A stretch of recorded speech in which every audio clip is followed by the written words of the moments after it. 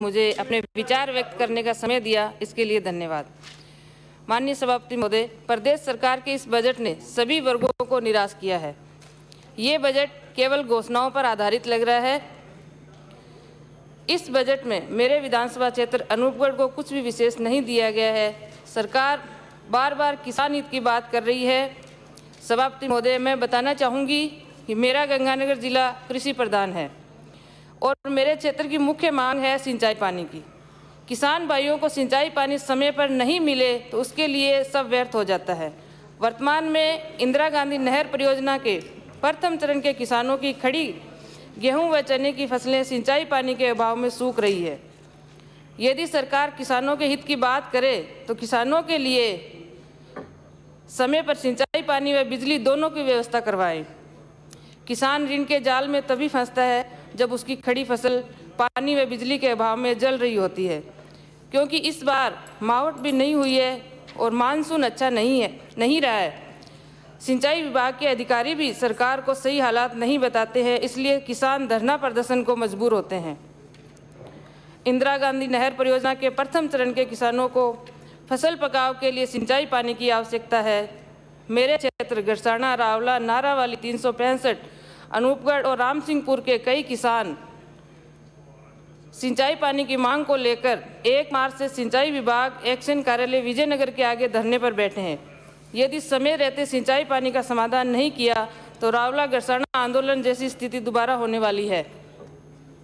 और मेरी सरकार से मांग है कि किसान भाइयों के हित को ध्यान में रखते हुए सिंचाई पानी दिया जाए, जिससे किसानों की फसलों का पकाव हो सके। रोजरी माइनर के किसानों की बारियां भी पीट गई है, उनको भी सिंचाई पानी नहीं मिल रहा है।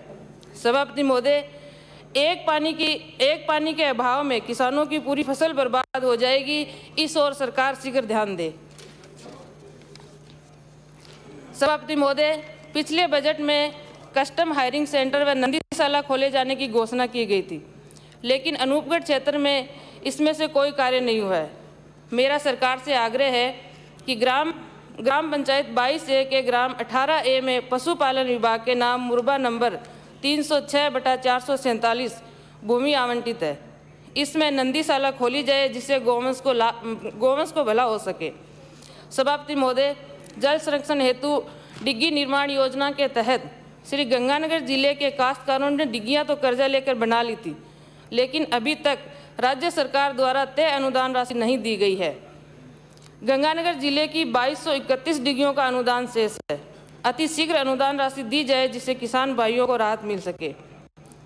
सभापति महोदय, मेरे क्षेत्र की ग्राम पंचायत 22 RJD के आनंदगढ़ में 33 kV GSS की वित्तीय स्वीकृति जारी होने के 1 वर्ष पूर्ण होने के बाद भी निर्माण कार्य शुरू नहीं हुआ है। मेरे क्षेत्र अनूपगढ़ में बिजली विभाग के एक्शन का पद भी काफ़ी समय से खाली है, उनको भरा जाए। और मेरे क्षेत्र की काफ़ी ढाणियाँ आज भी विद्युत कनेक्शन से वंचित है। इनमें विद्युत कनेक्शन के लिए कोई कार्य योजना तैयार की जाने की आवश्यकता है, जिससे ढाणियों में रह रहे लोगों को बिजली मिल सके। वाटर वर्क्सों में विद्युत की सप्लाई दिन में दी जानी चाहिए, जिससे गलियों में व्यर्थ पानी ना बहे। सभापति महोदय, हम बात करते कानून व्यवस्था की। कानून व्यवस्था को लेकर विशेष ध्यान देते हुए वर्ष 2019 से FIR निर्बाध रूप से दर्ज करवाना सुनिश्चित किए जाने की घोषणा की गई है। मेरे क्षेत्र के पुलिस थाना रावला की एक घटना मैं सदन में बता रही हूँ। एक महिला ने दिनांक 17/2/2021 को थाने में उपस्थित होकर FIR दर्ज करवाने के लिए प्रार्थना पत्र दिया, लेकिन थानाधिकारी ने महिला को कहा कि तेरा मुकदमा पदमपुर थाने में दर्ज होगा। पदमपुर थानाधिकारी के मोबाइल नंबर व अपना नाम लिखकर एक पर्ची उसके हाथ में थमा दी। 2 मिनट में अपनी बात उसे बाहर निकाल दिया। फिर महिला DYSP कार्यालय अनूपगढ़ पहुंची, फिर भी न्याय नहीं मिला तो फिर महिला वकील के माध्यम से मुंसिफ कोर्ट गरसाना में पेश हुई और जज साहब ने रावला थाने के पैरोकार को बुलाया व मुकदमा दर्ज करने को कहा। फिर महिला वापस रावला थाने प्रार्थना पत्र लेकर पेश हुई, फिर भी रावला थानाधिकारी ने उस प्रार्थना पत्र पर मुकदमा दर्ज न कर दोबारा प्रार्थना पत्र लिखवाकर मुकदमा दर्ज करवाया। महिला को एक FIR दर्ज करने के लिए कितने चक्कर लगाने पड़े, ये उसको पता है। ऐसा हाल है मेरे प्रदेश का। माननीय सभापति महोदय, मैं धन्यवाद दूंगी पुलिस विभाग के उन अधिकारियों व कर्मचारियों को जो 24 घंटे की सख्त ड्यूटी करते हैं और जनता के प्रति अपने कर्तव्य का पालन ईमानदारी से कर रहे हैं, लेकिन चंद अधिकारियों की वजह से विभाग बदनाम हो जाता है। सभापति महोदय, सरकार भ्रष्टाचार मुक्त राजस्थान की बात करती है। मेरा मानना है कि जब तक भ्रष्टाचार की जड़ों तक नहीं पहुंचा जाता तब तक ऐसे मामले होते रहेंगे। ऐसी ही एक घटना मेरे जिले के पुलिस थाना जवाहर नगर की है। एक सिपाही नरेश चंद्र 10 लाख रुपए की घूस लेते पकड़ा गया। जयपुर एसीबी ने उसे गिरफ्तार किया था। जांच में सामने आया कि इससे पूर्व भी वह सिपाही 16 लाख की घूस ले चुका था। इतनी बड़ी राशि एक सिपाही लेने की हैसियत नहीं रखता, क्योंकि इसमें जिले के उच्च अधिकारियों व पुलिस अधीक्षक की क्या भूमिका रही होगी, इस मामले को नज़रअंदाज नहीं किया जा सकता। ऐसे मामलों को गंभीर मानते हुए जांच होनी चाहिए, जिससे राजस्थान में भ्रष्टाचार के मामलों पर अंकुश लगे। नाम अंकित नहीं करेंगे उसमें आप? सभापति महोदय,